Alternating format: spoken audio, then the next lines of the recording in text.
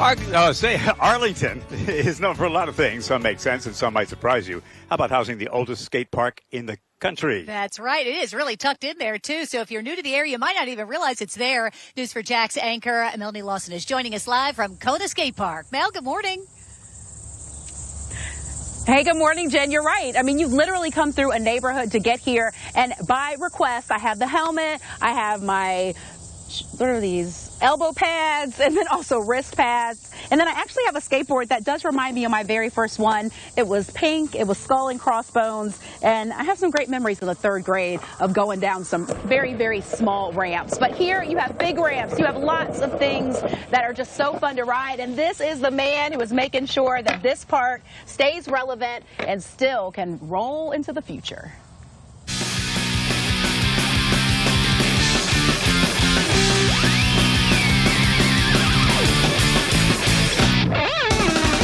We're the oldest privately owned skate park in the world. You might think that title belonged somewhere in California, but back then, people were just street skating out west. Kona took skateboarding to a whole new level. Jacksonville was the first city to really attract all those professional skateboarders in the late 70s and in the early 80s to the East Coast. And because of the skate park being here, kind of an anchor for skateboarding for the entire East Coast. But back in 1977, that's exactly what it was. Martin Ramos, now the 2nd generation owner, was just a little boy who liked to skate when his father stepped in and took over the property, which had gone bankrupt only 2 years after opening. People came here and rode and skated, all sorts of crazy stories from when it was kind of abandoned. Martin's dad created structure and expanded the park with a central goal. He was more about family and community and creating a safe space for kids and families to kind of come together. And it just worked. Yeah, it just ended up being skateboarding, but always, you know, based in the community and families and kids. People from all over the country came to shred at Kona. Famed skateboarder Tony Hawk did his first sponsored competition here and featured the park in his Pro Skater video game. That kind of exposure is epic, and it takes work to keep the park relevant after all these years. As skateboarding culture changed, you know, skaters are always demanding the newer, the best, you know, the most innovative things. Jacob Cardona just started skating about a year and a half ago. His family even took a skate vacation. So, was this your favorite park? Yeah.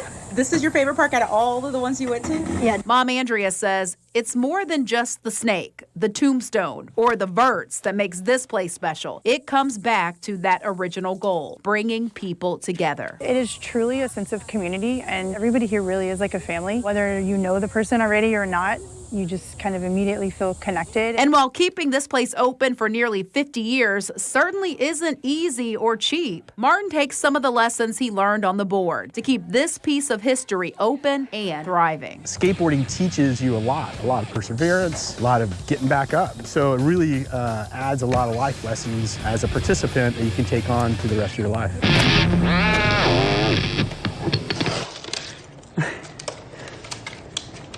Woo, look at me go! Yes, flipping, turning. This is more up my alley. You know, we are here in the clubhouse, and you just got to see some of the skating memorabilia up here. Carlos, if you can shoot up there. All those banners that are so old. Some of these skateboards are worth so much money. They are not for sale because it's all about authenticity and all about skating. So, again, as I mentioned, this was the clubhouse. So this is where people come in. Guys, even free Pac-Man.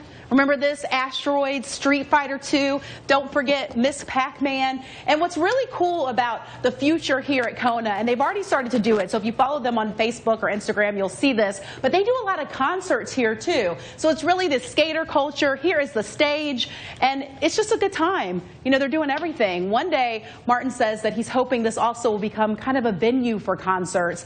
It's such a cool place to be, and the vibe is right. And I just love the fact that the kids get outside and fresh air and get some exercise, Mel.